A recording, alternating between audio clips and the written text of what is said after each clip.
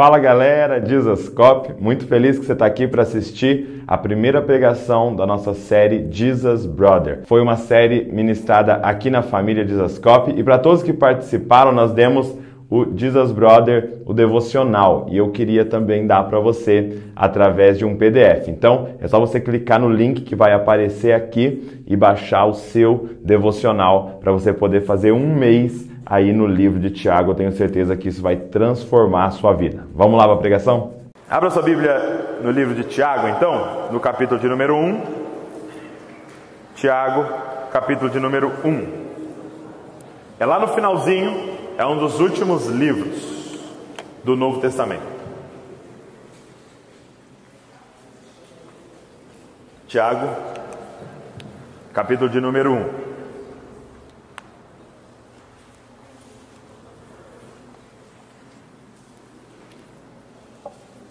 Quem achou, diga: eu amo a Bíblia. Quem não achou, diga: eu também. Vamos lá. Depois de Hebreus, Tiago. Então, ele começa assim, olha. Versículo de número 1. Eu, Tiago, escravo de Deus e do Senhor Jesus Cristo, envio esta carta às 12 tribos espalhadas pelo mundo. Saudações. O nome Tiago no original é Jacobs, ok? Jacobs, que na verdade, se a gente fosse traduzir, ou na época a tradução seria Jacó, ok? O nome Tiago significa Jacó. Eu não sei porque em português é Tiago, em inglês é James, em francês é Jacques, entendeu? Mas é Tiago em português, nós vamos usar Tiago para a gente não se confundir, mas o nome dele é o mesmo nome de Jacó, o herói da fé. Tiago, ele é o meio-irmão de Jesus, e até eu estava falando isso para um rapaz hoje, que ele é o meio-irmão de Jesus. Ele me perguntou: mas por que meio-irmão? Porque é só de mãe, né? De pai, ele não é irmão de Jesus, porque Jesus foi concebido pelo Espírito Santo, ele é filho de Deus, e Maria era virgem quando teve Jesus. E aí depois que ela teve Jesus, ela teve outros filhos. A Bíblia fala o nome de 4 deles. Se você quiser anotar para depois você dar uma olhada, é em Mateus 13:55. Fala o nome dos irmãos de Jesus. Era Simão, era Tiago, era Judas que escreveu outra carta.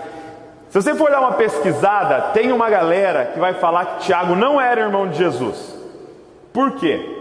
Porque existe uma linha teológica que defende que Maria até hoje é virgem, que ela foi sempre virgem durante toda a sua vida, a Virgem Maria. Só que para defender isso eles tiveram que montar toda uma tese de que quando fala irmão nos evangelhos, fala primo, e que não era filho. Mas várias vezes há esse relato, quando Paulo visita Jerusalém, ele fala: eu falei com Tiago, o irmão do Senhor. Ele está falando do irmão de Jesus, e Judas era irmão de Jesus, e Jesus tinha irmãs também, mas não há o nome delas ou o número de mulheres que ele tinha de irmãs. A verdade é que Jesus era o irmão mais velho e Tiago era um dos irmãos mais novos de Jesus.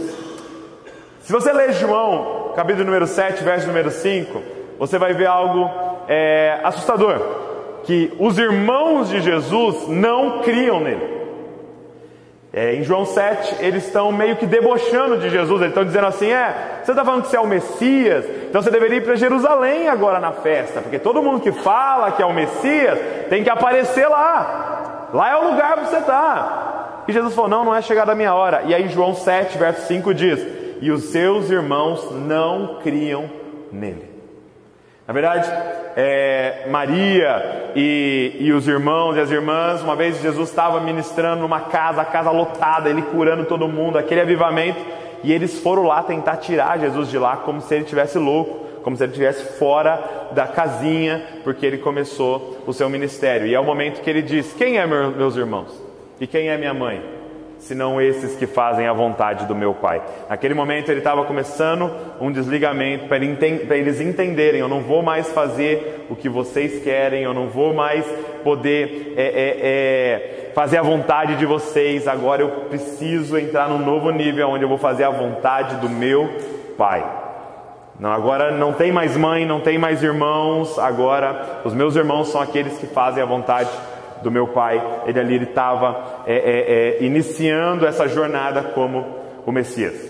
E quando que Tiago começa a crer em Jesus então? Porque ele não era um dos apóstolos, ele não era um dos 12, mas ele tem uma visitação de Jesus ressuscitado. Se você olhar em 1 Coríntios 15, 7, você vai ver que está escrito lá, Paulo escreve que Jesus, ao ressuscitar, visita os discípulos e Tiago. Ele faz uma visita pessoal para Tiago. Ele tem uma aparição, depois de ressuscitado, pessoalmente para Tiago. E é a partir desse encontro que Tiago passa a crer no irmão dele. Agora não mais como irmão, mas como o Messias. Agora como Deus, porque ele havia ressuscitado e aparecido para Tiago. Tem uma história que não está na Bíblia, mas os historiadores, os relatos históricos contam, que quando Jesus morreu, Tiago ficou tão revoltado porque crucificaram ele, que ele decretou um jejum. E ele disse, eu vou passar um grande período sem comer, porque eu estou revoltado, é como se fosse uma greve de fome, né? E ele falou, não vou comer. A partir do momento que Jesus morreu, foi crucificado, mas o jejum durou só 3 dias. Porque depois ele ressuscitou, vocês sabem, né? E aí depois de 3 dias ele ressuscita e aparece para Tiago. E Tiago volta a comer normalmente, porque o irmão dele havia ressuscitado. E agora uma chama se acende dentro de Tiago. E é muito louco porque ele não era um dos apóstolos, mas ele se torna o principal líder a gente poderia dizer, a principal igreja, que era a igreja de Jerusalém. Ele se torna o principal líder da igreja de Jerusalém, mesmo não sendo um dos 12. Ele é descrito em Gálatas 2,9 como a coluna da igreja, gente. Ele era visto pelos outros discípulos como a coluna da igreja. O que é ter um encontro com Jesus ressuscitado? E cara, essa carta, ela é muito importante para nós. Por quê? Porque ela é do cara que viveu todos os anos ao lado de Jesus. Os discípulos passaram 3 anos com Jesus. Tiago passou 33 anos vendo Jesus. Tiago viu Jesus crescer. Tiago viu Jesus criança, adolescente, pré-adolescente, jovem. Tiago viu todas essas fases que nenhum outro discípulo havia visto. E é esse homem que nos escreve uma carta falando algumas coisas sobre a fé. Nós temos que prestar muita atenção no que Tiago vai escrever. Agora, por que é tão importante essa carta e esse primeiro versículo? Porque ele começa dizendo assim, olha, eu Tiago, e ele podia muito bem colocar, irmão do Senhor Jesus. O que ele escreve? Escravo de Jesus. Meu irmão, para o seu irmão se declarar seu escravo, é porque você fez alguma coisa extraordinária na vida. Pede para o seu irmão pegar um copo de água para você ver. Você vai ouvir um forgado na sua cara. Vai lá, seu forgado. Sou seu empregado por acaso? Como é que alguém chega e escreve sobre o seu irmão? Escravo de Jesus. Sabe, gente, é fácil, ou é mais fácil, enganar os de fora. É fácil enganar os de longe. Às vezes eu e a Val estamos viajando em algum lugar e a pessoa vem e fala, nossa, vocês são uma bênção na nossa vida, e nossa, vocês são uma grande influência para nós. Por quê? Porque eles estão vendo a gente bem de longe. Estão vendo pela internet, estão vendo pelo story. Eu só coloco story quando eu estou bem, gente. Eu só posto a melhor foto. Agora, quando seu irmão declara, ele é Deus, é porque só pode ser verdade, cara. E a Val escreveu um texto que a gente vai até depois disponibilizar para vocês, com essa questão. No domingo agora a gente comemorou a Páscoa, e a Páscoa para nós representa a ressurreição de Jesus. E se é verdade que Ele ressuscitou, gente, nós vamos ter que mudar muita coisa na nossa vida. Porque se é verdade que Ele ressuscitou, Ele é diferente de todos os outros grandes homens que viveram. Eu vejo por aí a galera comparando Jesus a Buda, Jesus a Gandhi, Jesus a grandes homens que viveram, grandes sábios, só que nenhum deles voltou. E se é verdade que ele voltou da morte e que está vivo até hoje, nós vamos ter que olhar para as palavras dele, diferente da forma que a gente olha para as palavras de outros homens. Porque se ele voltou, ele é Deus, cara. E se era Deus falando o que ele estava falando nos evangelhos, nós vamos ter que olhar para essas palavras de uma outra forma. E Tiago, o irmão dele, declarar: eu sou servo, escravo de Jesus, o Senhor. E Senhor aqui, gente, era a palavra usada para um apenas: o imperador. É Curios. É quando eles chamavam o imperador de Curios, dizendo que o imperador era uma divindade. Ele escrever isso daqui já custava a cabeça dele, porque só se declarava um Senhor. E ele está dizendo: não, César não é o meu Senhor. Jesus Cristo, meu próprio irmão, é o meu Senhor. Eu sou escravo dele. Esse é Tiago. Esse é o autor da carta, o meio-irmão de Jesus. E ele escreve essa carta e ele coloca assim: as 12 tribos espalhadas pelas cidades. Então, quem é o remetente da carta? São judeus messiânicos. Ele escreve essa carta para judeus. Essa expressão 12 tribos está fazendo referência aos judeus espalhados. Por que aos judeus espalhados? Porque havia judeus em toda parte. Se você lê o Joséfo, um dos maiores historiadores, ele vai dizer que tinha a fé judaica, a representação da fé judaica em todas as cidades. Aonde você chegava, os judeus estavam. Eles estavam espalhados por toda parte. E várias vezes, ou algumas vezes, aconteceu o fato dos judeus serem espalhados. Por exemplo, quando eles foram capturados ou dominados pela Babilônia. A Babilônia pegou e mandou um monte deles, cada um para um canto em suas cidades, mas como escravos. Dessa vez, Roma não fez isso. Roma chegou em Jerusalém, dominou Jerusalém, mas Roma tinha uma outra mentalidade. Eles chegavam na cidade e mudavam tudo na cidade e cobravam impostos. A Babilônia não, chegava e destruía tudo e levava os caras como escravo. Roma começou um negócio novo. Eles chegavam na cidade, dominavam, começavam a cobrar imposto, colocava governo sobre a cidade, colocava a língua deles na cidade, colocava a arte deles na cidade, colocava a religião deles na cidade, o paganismo deles na cidade e dominava a cidade. Era isso que eles faziam, e eles pegavam imposto de todo mundo. O que começou a acontecer? O mundo inteiro começou a falar a mesma língua, grego, que era a língua que Roma estava propagando. Por Roma propagar a língua em várias cidades, o que os judeus começaram a fazer? Eles começaram a sair de Jerusalém e ir para várias cidades. Para quê? Para fazer comércio. O judeu, todo mundo sabe isso, e até hoje ele é muito bom em comércio, ele é muito bom nessa questão administrativa. E eles começaram então a se espalhar por cidades para fazer comércio. Alguns davam muito certo e outros davam muito errado. É por isso que Tiago vai abordar essa temática de ricos e pobres. Por quê? Porque nesses judeus espalhados, ou dava muito certo, ou dava muito errado, e o cara ficava muito pobre, e agora longe da família, ou ele prosperava. Então, ele está mandando carta para judeus messiânicos, judeus que se converteram e que estavam espalhados nas cidades, por toda parte, e é esse o remetente de Tiago. É uma carta, gente, circular. Por exemplo, é diferente das cartas de Paulo, que tinham endereço.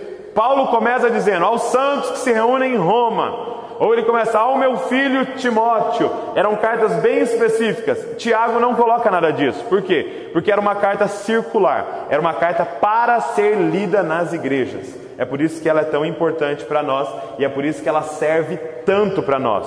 Porque é uma carta circular. Agora, como que Tiago começa essa carta? Qual é o primeiro assunto que ele aborda? É como se ele fosse começar um discipulado 1 a 1. Qual é a primeira coisa que ele começa a falar? Que é o que eu gostaria de ver hoje com vocês. Verso de número 2. Ele diz assim, olha: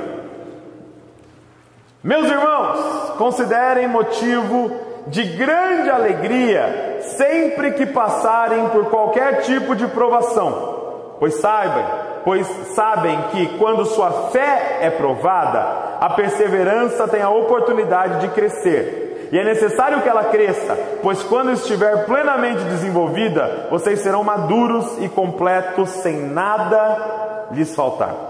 Então, ele começa com uma temática amarga. Ele começa a carta com o primeiro assunto, é o seguinte: irmãos, quando vocês passarem por provações, passa alegre. E aí já é extremamente complexo para nós, porque como passar por provações alegre? Porque se ele escreve assim: quando vocês passarem por provações, suportem, aguentem, beleza, mas ele está falando assim: quando passarem por provações, se alegrem. Como se alegrar numa provação? E eu queria até destacar uma pequena palavra que ele usa. Ele usa assim: quando passar por provações. Ele não usa se você passar por provação. Como seria bom se fosse se, mas a palavra que ele usa é quando. Ou seja, todos que estão nesse lugar irão passar por provações, por tribulações, por momentos difíceis. Cara, o cristianismo não promete uma vida mais fácil. Na verdade, eu diria que o cristianismo promete uma vida mais difícil. Porque Pedro estava de boa pescando, e quando Jesus entrou na vida dele, ele morreu crucificado de ponta cabeça. Cara, se alguém chegar para você e fala: cara, vem para Jesus que vai ser tudo mais fácil na sua vida, é mentira, não vai ser mais fácil. Agora, se a pessoa falar: vem para Jesus que você vai se tornar mais forte, mais capaz de suportar o que está por vir, aí isso é verdade. O cristianismo não promete uma vida fácil e confortável, promete te transformar num novo tipo de pessoa. É isso que Jesus promete. Então ele está dizendo: cara, quando você passar por provação, quem aqui está passando ou já passou por alguma provação, tribulação? Levanta a mão só para eu ter uma noção da minha audiência aqui. O pessoal lá de cima não, o pessoal nunca sofreu lá em cima. Estão bem em cima, tudo certo? Beleza. Como passar por uma provação, um período difícil da sua vida, uma tribulação, e passar alegremente? Essa é a pergunta. Como? Parece impossível, na verdade. Parece uma utopia o que Tiago está falando. Mas a verdade, tem como. Tem como. O que Tiago está falando, olha só que interessante. Ele diz assim: olha, meus irmãos, considerem motivo de grande alegria sempre que passarem por qualquer tipo de provação, pois sabem que quando sua fé é provada, a perseverança tem oportunidade de crescer. Em algumas versões diz: a paciência tem oportunidade de crescer.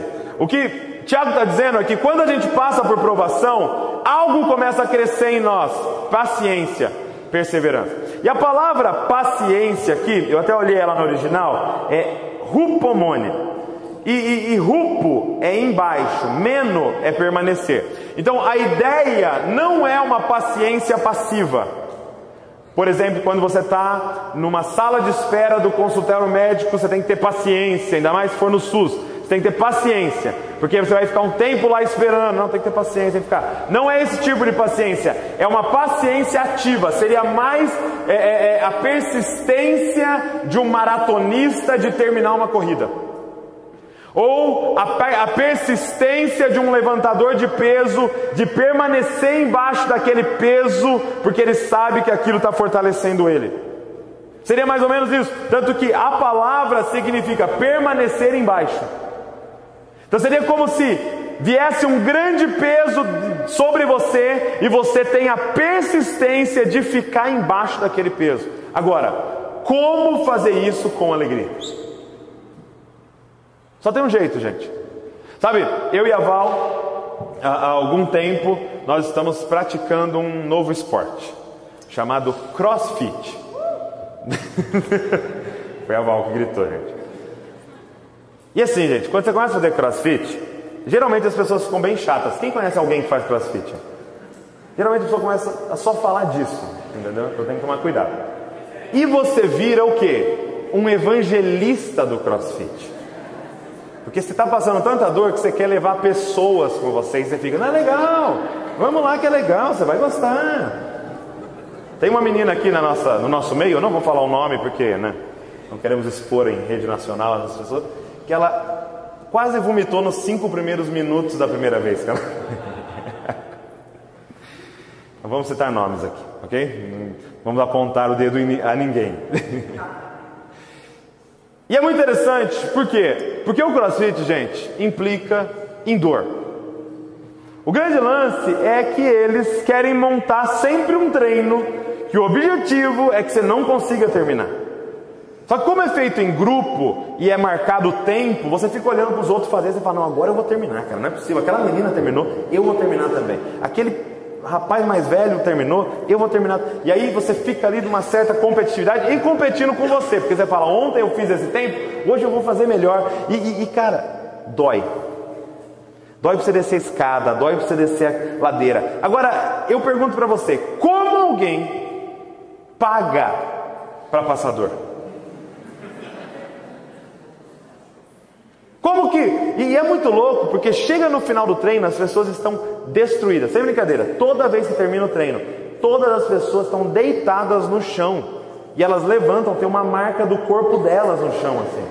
E elas tiram foto e postam a marca delas no chão, e elas saem felizes da vida, com muita dor. Tem uns exercícios que é numa barra, assim, aquelas barras fixas, e aí você fica lá fazendo, eles abrem sua mão, e rasga a sua mão, você não consegue passar shampoo depois, e as pessoas pagam para isso, e não é barato. Por quê?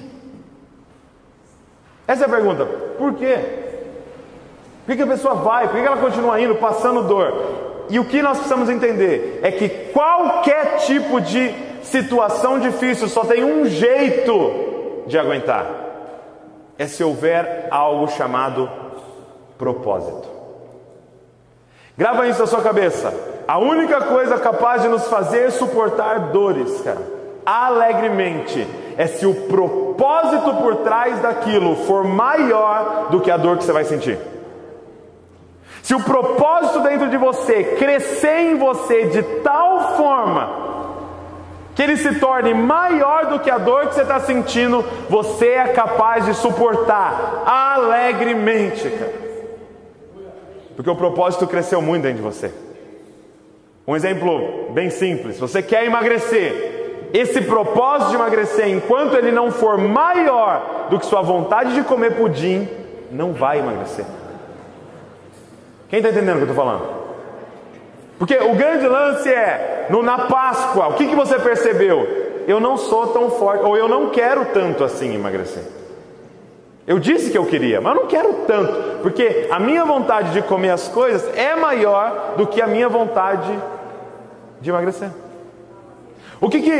Qual que é a única forma, gente, de viver o que Tiago está falando? É se houver um propósito, se você compreender que existe um propósito por trás da provação que Deus está permitindo você passar, cara. Que existe um propósito de você estar debaixo desse peso. Ele está dizendo, cara, permaneça debaixo desse peso alegremente, cara. Por quê? E aí ele fala do propósito. Olha o que ele diz. Verso de número 3. Pois sabem que quando sua fé é provada, a perseverança tem a oportunidade de crescer. E é necessário que ela cresça, pois quando estiver plenamente desenvolvida, vocês serão maduros e completos, sem que nada lhes falte. Qual é o propósito das provações? Nos amadurecer e nos tornar pessoas íntegras. O que talvez você precisa compreender é qual é o propósito de Deus na sua vida. Porque se você não compreender qual é o propósito de Deus na sua vida, você vai achar que Deus está falhando na sua vida. Qual é o propósito dele? E eu queria te mostrar o propósito dele através de Paulo. Abre em Romanos 8. Um dos textos mais conhecidos nossos. Eu quero te mostrar porque Paulo revela de uma forma, ele escreve de uma forma bem legal, qual é o propósito de Deus para a sua vida. Romanos 8, 28.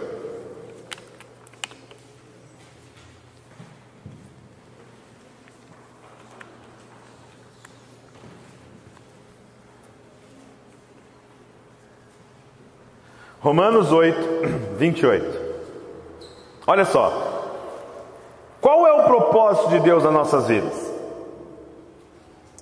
Tiago coloca que é nos tornar maduros, que é a palavra teleios, que é homem adulto, inteiro e completos. Olha como Paulo coloca em Romanos 8, 28. E sabemos que Deus faz todas as coisas cooperarem para o bem daqueles que o amam e que são chamados de acordo com o seu propósito. Texto clássico nosso: tudo coopera para o bem daqueles que amam a Deus e foram chamados segundo o seu propósito. Quem aqui já teve uma sensação em alguns momentos de provação que esse texto não é verdade? Seu iPhone caiu, rachou a tela, você está na segunda prestação das 12. Aí alguém chega e fala: não, cara, tudo coopera para o bem daqueles que amam a Deus. Seu carro fundiu o motor, 8.000 para arrumar. Você descobre que alguém da sua família está doente. Como que você olha para um versículo como esse e continua crendo nisso? Tudo coopera para o bem daqueles que amam a Deus e foram chamados segundo o teu propósito. Cara, o que a gente precisa compreender é que o que é aos olhos de Deus estar bem. Esse versículo não faz sentido se a gente interpretar errado o que é estar bem aos olhos de Deus. O que é estar bem? Porque se eu interpretar que estar bem, por exemplo, é estar bem financeiramente, eu conheço um monte de gente que ama a Deus, cara, e que não prosperou financeiramente. Deus falhou. Se eu interpretar que estar bem é estar bem de saúde, eu conheço um monte de gente que ama muito a Deus e que nesse momento está doente. Deus falhou? Gente, o que é estar bem aos olhos de Deus? Qual é o propósito de Deus? Porque o propósito de Deus não é te deixar confortável. O propósito de Deus é te deixar bem.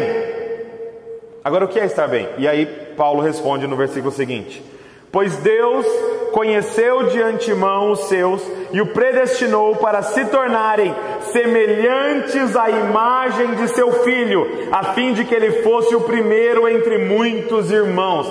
Qual é a visão de Deus de alguém que está bem? É aquele que se parece com o primeiro filho dele. Entende? Esse versículo está dizendo assim, olha: tudo coopera para que aqueles que amam a Deus a cada dia se pareçam mais com Jesus. O propósito de Deus para as nossas vidas é nos tornar parecidos com Jesus.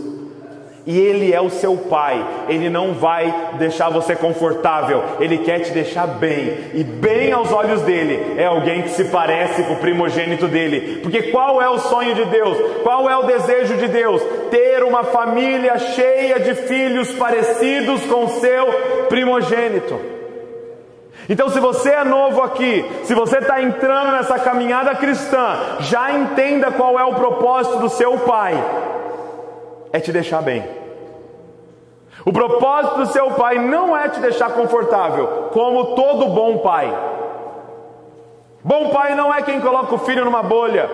Bom pai é aquele que leva o filho ao amadurecimento, a chegar na vida adulta como um homem maduro e íntegro. E aos olhos de Deus, o que é isso? Se parecer com Jesus. O que Deus quer? Qual é o propósito de Deus para a humanidade? Uma família de Jesus Cop. Então você está no lugar certo, cara. O propósito de Deus, cara, é ter uma família de pessoas que se pareçam com Jesus. Como que eu passo pela aprovação alegremente quando você entende qual é o propósito disso que está acontecendo na sua vida? Deus está transformando você na imagem de Cristo. Cristo é manso, cara, e só fica manso quem tem chefe mala. Então para de orar para Ele tirar esse chefe da sua vida e começa a orar para Ele fazer você passar nessa prova. Porque adivinha, quando você repete na prova, quando você não passa na prova, o que você tem que fazer?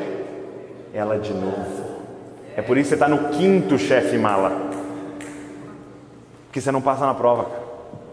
Porque você não entendeu ainda que o interesse dele não é te deixar confortável. O interesse dele é que você seja um novo tipo de pessoa, cara, que se pareça com o filho dele, Jesus. Olha só, como passar alegremente por uma prova, entendendo o propósito. Agora, o que precisa acontecer é que o seu desejo seja igual ao desejo de Deus. Porque se você quer ficar rico e Deus quer te transformar a imagem do filho dele, vai dar problema nessa relação. A única forma é se o seu desejo for como o desejo de Deus. Por que Tiago pode dizer isso? Cara, passe alegremente. E veja que é um cara, e eu esqueci de dizer isso no começo, que foi um mártir. Um cara que foi perseguido a vida inteira os caras tentando matar Tiago. Ele era o líder da primeira igreja que surgiu, a igreja mãe de todas, a de Jerusalém. Em 62 depois de Cristo, cara, quando o governador romano morreu, o sumo sacerdote assumiu por 2 meses Jerusalém, o governo de Jerusalém. A primeira coisa que ele fez foi o quê? Encontrar Tiago. Sabe o que ele fez com Tiago? Ele jogou Tiago de cima do pináculo. Tiago cai lá embaixo e não morreu. Ele não aguentou, do mesmo jeito ele pegou Tiago todo quebrado e mandou apedrejar. Tiago não morreu com o apedrejamento, e eles ouviam Tiago orando enquanto eles apedrejavam: Pai, perdoa, porque eles não sabem o que estão fazendo, Pai. É esse cara que está falando para você: passe alegremente pela provação, cara. E aí um soldado pegou um taco e bateu na cabeça dele até matá-lo. Quando os discípulos foram pegar Tiago, o corpo de Tiago, para fazer o ritual que eles têm costume judaico, para colocar Tiago num túmulo, sabe o que eles perceberam? O que mais destacou para eles, a história conta? Os joelhos de Tiago. Ele ficou conhecido depois como discípulo com joelhos de camelo. Eram joelhos com uma pele grossa desse tamanho, porque ele passava horas e horas ajoelhado no pátio do templo, orando, pedindo para Deus perdoar os judeus que tinham matado o Filho de Deus, cara. É esse cara que está falando: passe alegremente pela provação, cara. Porque você precisa compreender o propósito. Nós estamos sendo transformados, cara, a imagem de Jesus Cristo. E veja, não é um cara que leu sobre Jesus Cristo, é um cara que viu Jesus ressuscitado. Ele está dizendo: eu vi, cara, eu vivi com Ele, eu vi Ele ressuscitado, eu sei o que a gente vai virar. Suporta alegremente as provações, porque isso está nos transformando no que eu vi. Sabe o que nós precisamos hoje, cara? Ver. Jesus precisa deixar de ser um personagem histórico na nossa mente e tem que se tornar uma revelação de quem Ele é hoje, cara. Jesus ressuscitado, que está governando o universo, que você cantou hoje aqui, o Rei da Glória. Ele está vivo, cara. Precisamos ver, entender o que a gente vai virar, cara, se nós perseverarmos alegremente as provações. Agora Tiago deixa 4 maneiras de você perseverar alegremente para você se manter no propósito. Primeiro, olha o que ele diz no verso de número 5, na continuação: se algum de vocês precisar de sabedoria, peça a nosso Deus generoso e receberá. Ele não os repreenderá por pedirem. Ele diz que a primeira forma de passar alegremente por nossas provações e se manter no propósito é pedir para Deus sabedoria. O que nós precisamos é de sabedoria. E a dica que ele dá é: peça por sabedoria. Peça por sabedoria. Quantas vezes você orou por sabedoria? Você pede por sabedoria. E ele está dizendo: não se preocupe, Deus não vai ficar bravo, Deus não vai ficar chateado, Deus não vai enjoar da sua oração. Pede todo dia, cara. Senhor, eu quero sabedoria, Senhor. Eu quero sabedoria. E o que é sabedoria? Sabedoria, gente, é diferente de conhecimento, é diferente de inteligência. O que é inteligência? Um acúmulo de conhecimento. Conhecimento é você acumular informações. Sabedoria é você saber usar essas informações. Eu vi uma frase bem legal, até foi num livro do Tiago Brunet. Ele colocou assim, ó: ser inteligente ou ter conhecimento é saber que um tomate é fruta. Ser sábio é não colocar o tomate na salada de fruta. Entendeu? Então, eu tenho esse conhecimento: tomate é fruta, salada de fruta.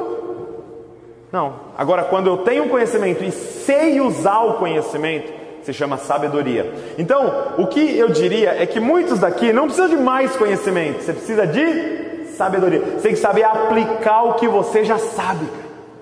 o que você já acumulou de Deus aqui. Quantos cultos você já participou, meu irmão? Não dá nem para contar. Agora, Senhor, me dá sabedoria para aplicar todo o conhecimento que você tem colocado na minha vida. Ele diz: peça por sabedoria. Peça. Por quê? Porque é necessário sabedoria para passar por provações alegremente. Primeiro, para não escolher com base nas emoções. É muito comum no momento de uma provação as emoções se tornarem tão fortes que elas passam o seu raciocínio e você escolhe com base nas emoções. E aí desastres acontecem na nossa vida, porque nós deixamos ser levados pelas emoções e fizemos escolhas no momento de pressão, no momento que estamos debaixo desse peso. Segundo, e sabedoria nos livra de tomar decisões com base nas emoções e nos faz tomar decisões com base no propósito. Sabedoria nos faz ficar fixos no propósito, cara. Fixos. A ponto de falar: emoções, fica quieto, cara. Eu sei para onde eu estou indo. Eu sei o que eu quero. Eu sei o que Deus tem para mim. Eu não vou responder com base nas minhas emoções. Eu vou responder com base no propósito de Deus para a minha vida, que é me deixar mais parecido com Jesus. Segundo, peça para você ter a mente de Cristo. O que é ser sábio, gente? É pensar como Jesus. Paulo diz: vocês têm a mente de Cristo. Então peça ou tome posse dessa verdade. Você tem a mente de Cristo. O Espírito Santo habita em você. É o Espírito da sabedoria. Peça pela mente de Cristo. Toda vez que você tiver uma decisão difícil, peça pela mente de Cristo, cara, e Ele vai te dar livremente. Terceiro, peça para você conhecer e saber aplicar a palavra de Deus. Nós vamos fazer essa jornada pelo livro de Tiago, e eu espero que você nos honre. Nós tivemos bastante trabalho em fazer esse pequeno devocional. Cara, gaste tempo diariamente, tem para todos os dias desse mês, meditando nesse versículo e pedindo para Deus: Senhor, me leva a conhecer o que está escrito aqui, me leva a entender o que está escrito aqui, mas me leva a saber aplicar o que está escrito aqui na minha vida. Isso é sabedoria. E por último, peça a Deus para te ajudar a saber escolher, para você fazer escolhas sábias. Gente, quando você chega na maturidade com Deus, já não é mais a pergunta: é pecado ou não? Porque tem um monte de coisa, gente, que não é pecado, mas não é para você. Por exemplo, qual faculdade eu vou fazer, Douglas? Medicina é pecado? Direito é pecado? Veterinário é pecado? Jornalismo é pecado? Não tem pecado nessa escolha. Agora, qual é a faculdade que você vai escolher com base no propósito de Deus para a sua vida? Aí é sabedoria. Já não é mais questão de ser pecado ou não, é questão agora de você entender o propósito de Deus na sua vida. E para esses momentos a gente precisa de sabedoria, porque Deus não vai te cobrar do que você fez na sua vida, Deus vai te cobrar do que você deveria ter feito da sua vida. Quem está entendendo o que eu estou falando? Tem gente aqui, cara, que era para ser pregador e virou administrador. Só que também tem gente que quer ser pregador e que Deus te chamou para ser contabilidade, cara. Fazer contabilidade. Tem gente que quer abrir igreja, mas Deus te chamou para abrir empresa, cara. E você precisa entender, porque o que Deus vai querer, o que Deus vai cobrar de você no dia que você se encontrar com Ele, é pelo que você deveria fazer, não pelo que você fez. Tem um livro escrito a seu respeito, Salmos diz. Um livro escrito a seu respeito, com todos os seus dias. Aí Apocalipse diz que quando nós chegarmos lá, Ele vai abrir o livro do que você fez e vai abrir o livro que Ele escreveu. E Ele vai comparar os dois livros. A minha pergunta é: você está clamando diariamente: Senhor, me mostra o que está escrito nesse livro, Senhor. Me mostra o que está escrito nesse livro. Eu quero saber a Tua vontade para eu manifestar aqui na terra. Eu quero ser tudo que o Senhor desenhou para eu ser. Isso é sabedoria. Gente, para de acordar e pedir: Senhor, aqui estão meus planos, abençoa meus planos. Para. Pergunta para Ele: quais são os seus planos que eu quero executar? E quando você descobrir o plano de Deus, aí você clama por poder e ousadia e unção para acelerar aquilo que Deus planejou para a sua vida. Clame por sabedoria, é o que Tiago está falando. Segundo, ele diz: mas não basta a sabedoria. Olha só que interessante o que ele diz.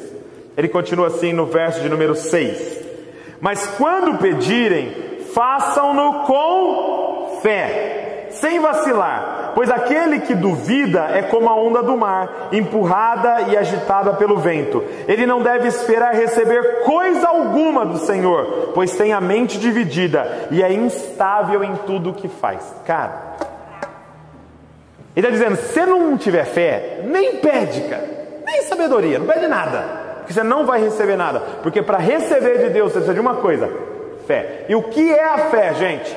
É certeza. Diga comigo, certeza. O que ele compara com a fé é uma mente dividida. Gente, fé não diz respeito somente a acreditar. Ah, eu acredito em Deus, legal. Mas fé não é somente acreditar. Fé está ligado a confiar. Grava isso. Por exemplo, tinha um equilibrista, era muito famoso tal, e um cara foi fazer uma reportagem sobre ele. E ele colocou um fio entre dois prédios, aquele negócio que eles fazem, né? E aí o equilibrista perguntou assim para o repórter: você acredita que eu consigo atravessar para o outro lado com uma carriola na minha mão? Aí o repórter já tinha pesquisado sobre ele e falou: lógico que eu acredito, eu sei, você já fez um monte de vezes. Aí o cara foi com a carriola na corda bamba e voltou tal.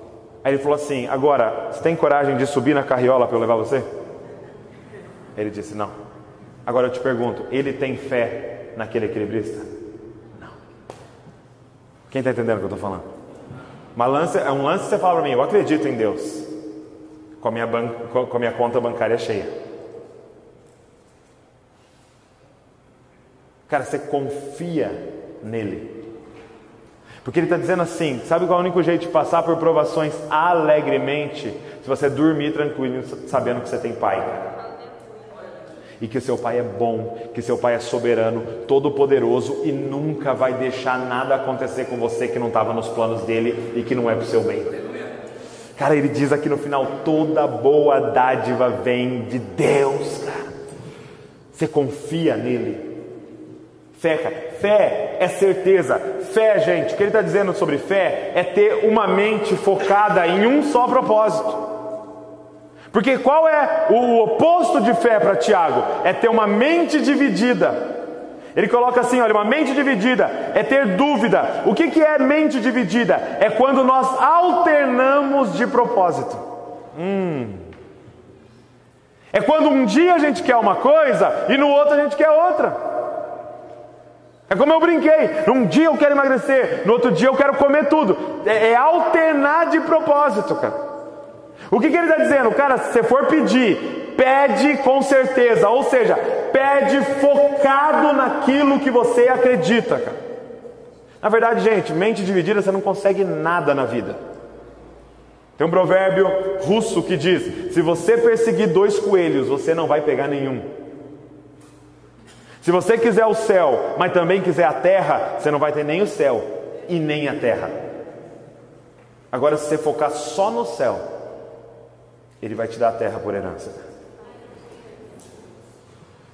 Se você perseguir conforto da sua vida e Jesus, você não vai ter nenhum dos dois, nem conforto, nem Jesus. Agora, se você focar só em Jesus, cara, você vai entrar no gozo eterno do seu Senhor, cara.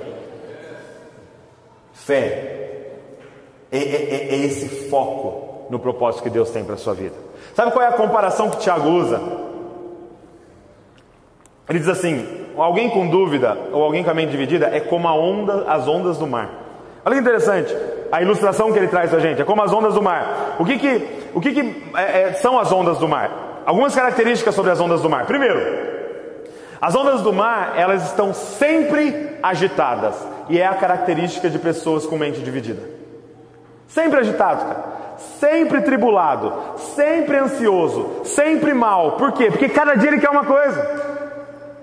E é como eu disse, ele persegue tudo, mas não tem nada. Porque ele vem de terça, ele vem de domingo, mas ele também quer ir para as baladas, ele quer sair com os outros. Aí ele assiste a pregação no YouTube, mas ele assiste a pornografia. E ele fica nessa mente dividida e ele vive um caos na vida dele. Ele é como as ondas, agitadas e ansioso o tempo todo. Segundo, as ondas do mar são instáveis. Cada dia está de um jeito. Você não sabe prever. Eu fui fazer o casamento de um primo meu na praia. Quando ele chegou lá, não dava. A maré subiu. E bem na onde ele ia fazer. Aí teve que mudar de lugar. E fazer num outro lugar. E esse outro lugar era cheio de gente. E foi muito louco, porque eu fiz o casamento com um monte de gente de biquíni e sunga ao redor, assim, filmando. E uma barraquinha de açaí no fundo, assim, sabe? Então, instável. Cada dia uma coisa, cara. Cada dia de um jeito. Você conhece alguém assim? Não aponta para ninguém, pelo amor de Deus. Você não sabe como ele vai chegar no serviço. Você não sabe como ele vai chegar na escola. Sabe aqueles caras que você não sabe como é? Você já fica esperando. Meu Deus, vou chegar em casa. Como que ela vai estar? Como que ele vai estar hoje? Meu Deus, eu não sei. Meu chefe e tal. Terceiro, as ondas do mar são movidas pelo vento, cara. Esse tipo de pessoa com a mente dividida, ela é movida pelas circunstâncias. Os amigos da igreja chamou, ele vem. Os amigos lá do outro lugar chamou, ele vai. Porque como ele tem vários propósitos da vida dele, nada segura ele. E ele é movido pelas circunstâncias. Gente, terrível é você ser escravo das circunstâncias. Terrível é você depender de como o governo vai acordar amanhã. Terrível é você depender de como a economia vai acordar amanhã. Terrível é você depender de como o seu namorado vai estar amanhã para saber se é feliz ou não. O que Tiago está dizendo, cara, coloca a sua fé naquele que é inabalável, cara. Você não depende das circunstâncias, você depende dele, e ele nunca acordou de mau humor. Em quarto lugar, as ondas do mar destroem tudo que está ao redor delas. Você já viu o vídeo de uma tsunami? Você já viu o vídeo de uma onda invadindo a terra?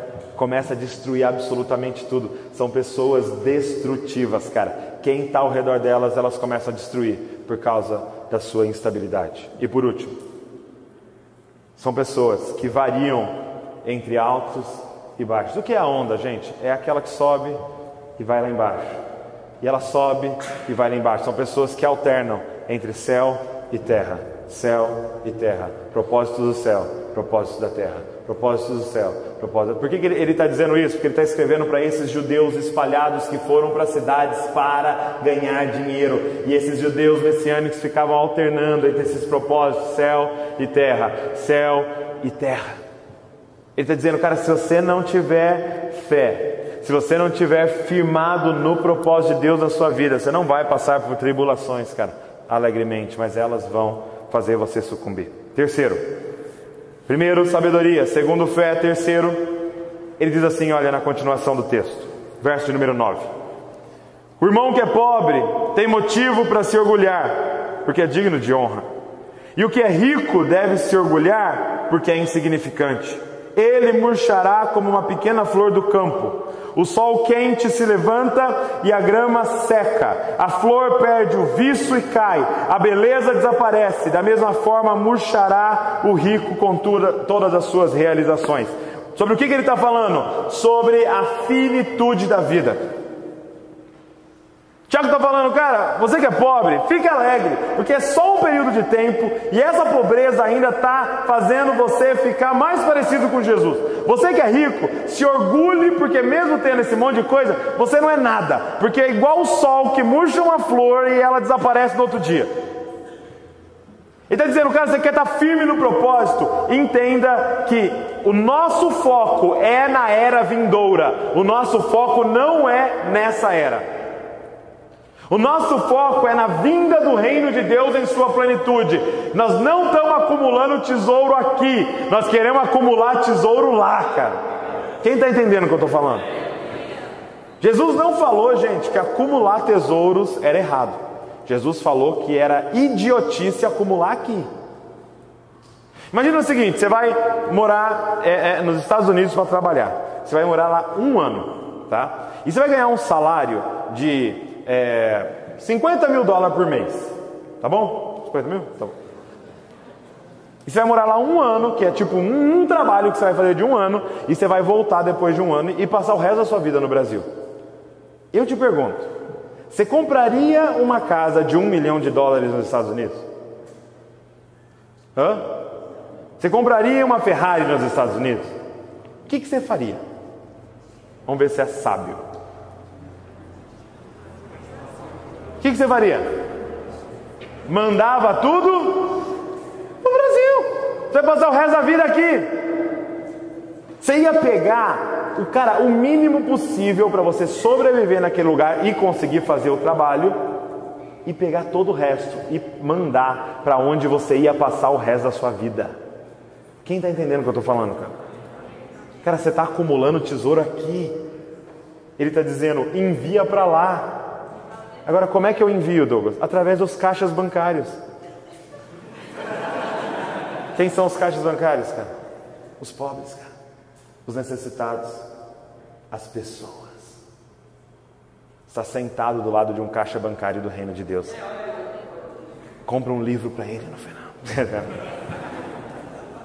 Cara, Jesus conta uma parábola de um rico e Lázaro, que muitos dizem que nem era uma parábola por ter o nome do pobre. E Lázaro estava na porta do rico. E o rico não dava nada para ele. Os cachorros que vinham lamber as feridas de Lázaro, que era um leproso, o rico não dava nada, comia tudo que queria lá dentro, se vestia com as roupas mais caras e não dava nada para aquele pobre. E aí os dois morrem. O pobre vai para o seio de Abraão e o rico vai para o Hades, para o inferno. Sabe o que aquele rico não conseguiu compreender? Que ele tinha um caixa bancário do reino de Deus na porta da casa dele. Gente, deixa eu falar uma coisa para você. Tudo isso aqui vai passar. Eu não sei o tamanho da dor que você está passando, cara. Vai passar. Vai acabar. E nós vamos entrar num reino que não vai ter dor, não vai ter choro, não vai ter lágrima, porque não vai ter mais pecado, cara. Você crê nisso? É o único jeito de passar alegremente pelas provações. Se você crê na finitude dessa vida. Sabe, um cara muito rico morreu e tinha dois no velório assim lá, né, perto do caixão. E aí um chegou do lado do outro e perguntou assim, e aí? Quanto que ele deixou? Aí o outro respondeu assim, tudo. Quanto você vai deixar quando você morrer? Eu já sei. Tudo. Você não vai levar nada, cara. Deixa eu te falar uma coisa, não queira ser o cara mais rico do hospital, cara. Cara, não queira ser o cara mais bem sucedido do cemitério. Perguntaram para o Rick Warren, é pecado ser rico? Ele disse, lógico que não, pecado é morrer rico. Investe, cara. Investe em pessoas, investe no propósito, investe em tudo. Investe, cara. Nós somos mordomos de Deus. Nós fomos chamados para administrar os tesouros que Deus vai mandando na nossa vida, cara. Investindo em pessoas, investindo no reino de Deus. Foco na era vindoura. Foco na era vindoura. Nós temos que acordar e ir dormir com a eternidade em mente, gente. Sabe, gente, se eu falasse para você as próximas 24 horas da sua vida, presta atenção, as próximas 24 horas da sua vida determinarão como você vai passar os próximos 1 milhão de anos. Você prestaria atenção nas próximas 24 horas da sua vida? Hã? Cara, as próximas 24 horas da sua vida vão determinar como você vai passar os próximos 1 milhão de anos da sua existência. Você seria completamente intencional em todos os minutos do seu dia? Cara, é isso que a Bíblia está falando o tempo todo para nós. E eu nem sei qual é as últimas 24 horas da minha vida. O jeito que... Cara, aonde você vai passar a eternidade é graça de Deus. É uma ação do Espírito Santo que vai te salvar. Como você vai passar a eternidade é aquilo que você fez nessa vida.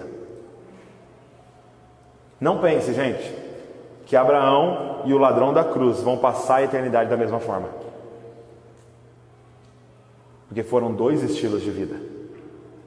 E ele fala de galardão e ele fala de coroa, então vai ter alguma diferença. Ele diz que ele vai pegar suas obras que você fez no corpo e vai provar no fogo. Tem gente que fez obras de madeira, de feno e de palha e vai ser tudo queimado. E tem gente que fez obras de ouro, de prata e pedras preciosas e vai permanecer. Para os que fizeram de palha, de madeira e de feno, sabe o que está escrito lá? Vai ser salvo, mas com alguns açoites.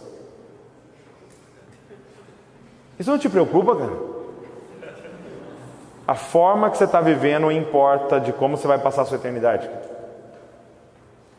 Foco na era vindoura, é o que Tiago está falando. E por último, ele diz assim, verso de número 12: feliz é aquele que suporta com paciência as provações e tentações, porque depois receberá a coroa da vida que Deus prometeu àqueles que o amam. E quando vocês forem tentados, não digam, esta tentação vem de Deus, pois Deus nunca é tentado a fazer o mal, e Ele mesmo nunca tenta alguém. A tentação vem de nossos próprios desejos, que nos seduzem e nos arrastam.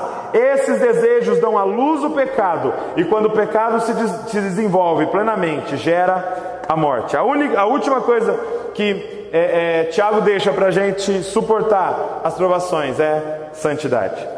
Ele diz que o nosso desafio é suportar as provações e tentações sem pecar.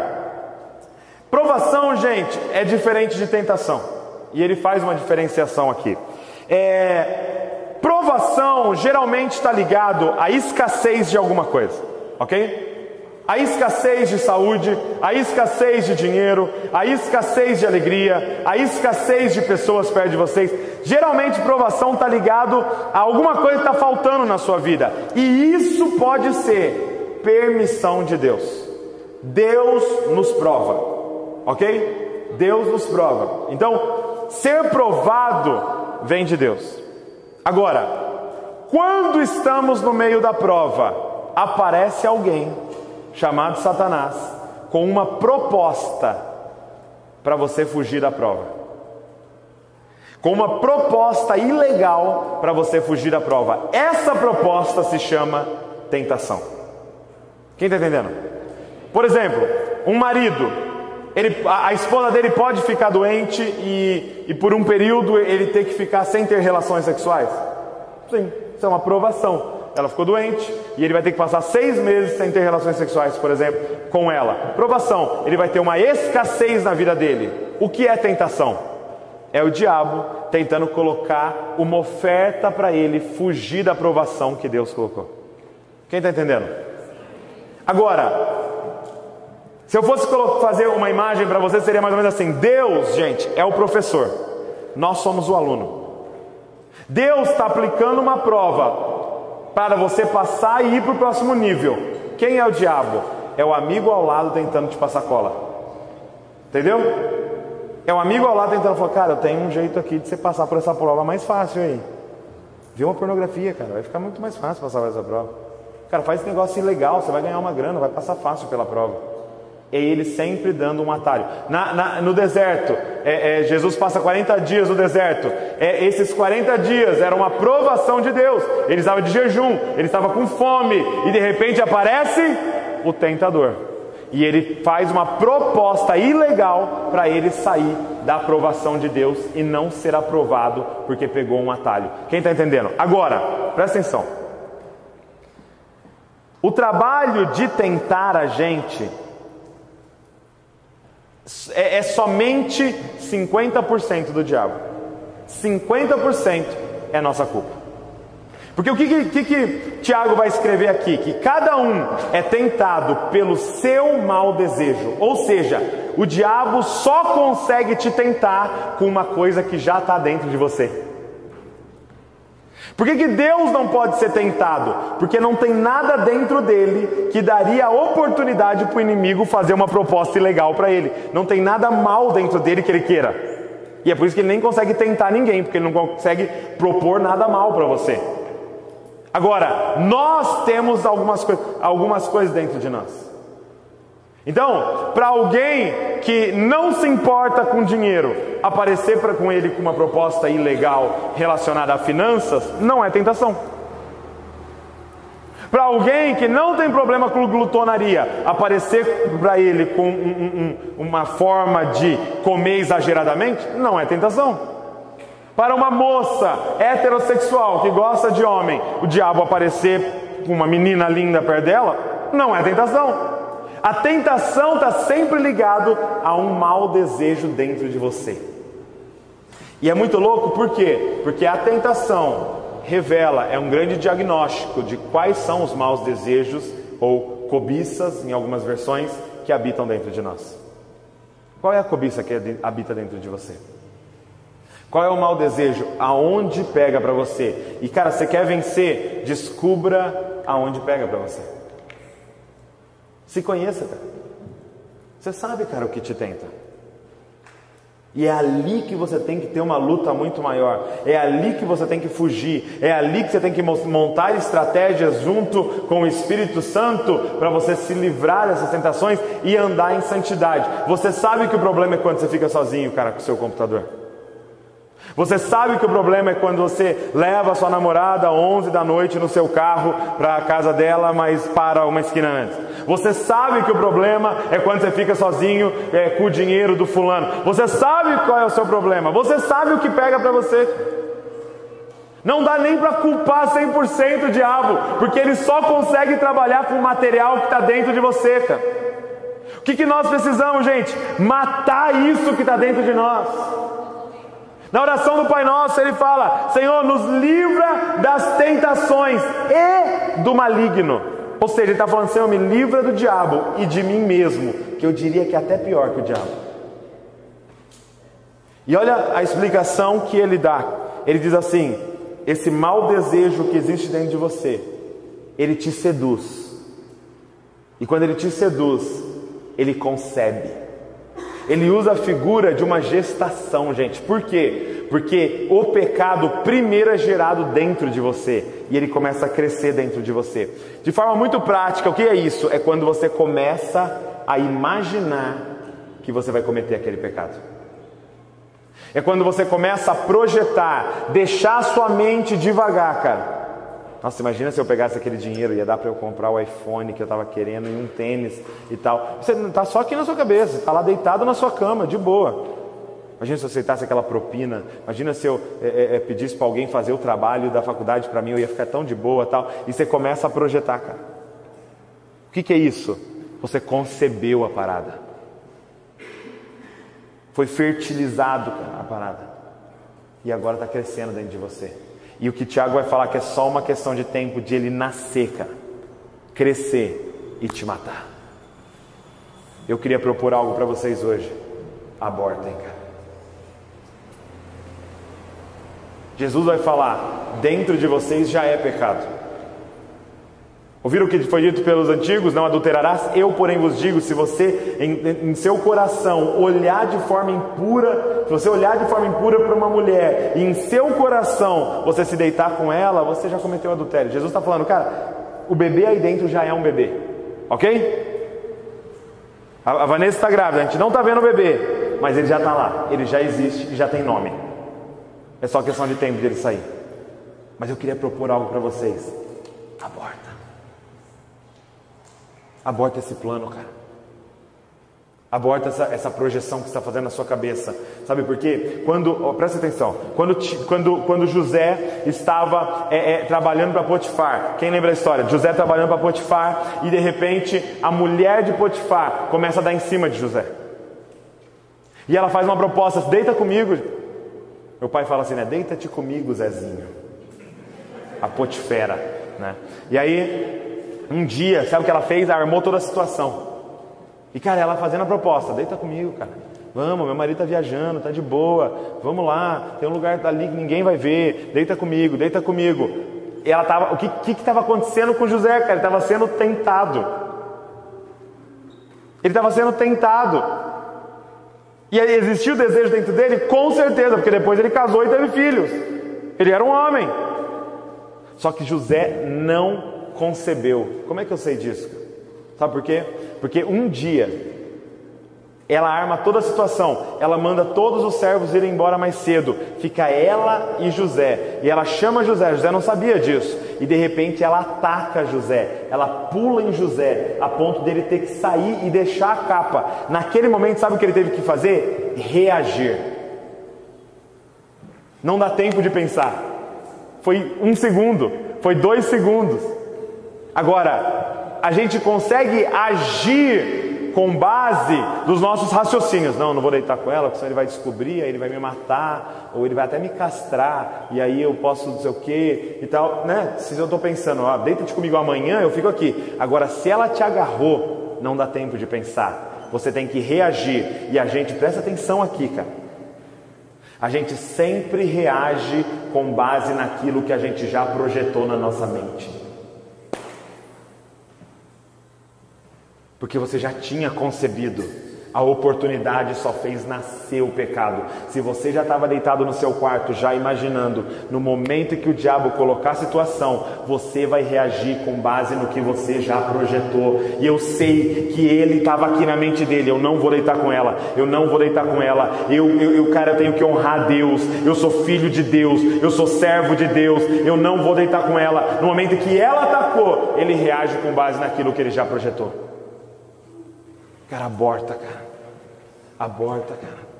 Não continua com isso que está se formando dentro da sua cabeça, cara. Vence aqui dentro esse mau desejo e mata a sua carne. Compensa andar em santidade, gente. Vale a pena andar em santidade, cara. Existe um propósito gigantesco para a vida de vocês. Tenham sabedoria, andem em santidade absoluta ao Senhor, cara. O que nos desvia do nosso propósito, cara, é essa mente dividida, cara, entre terra e céu, terra e céu. Foque no céu, cara. Foque no céu. As 4 maneiras que Ele nos dá é sabedoria, fé, foco na era vindoura e santidade.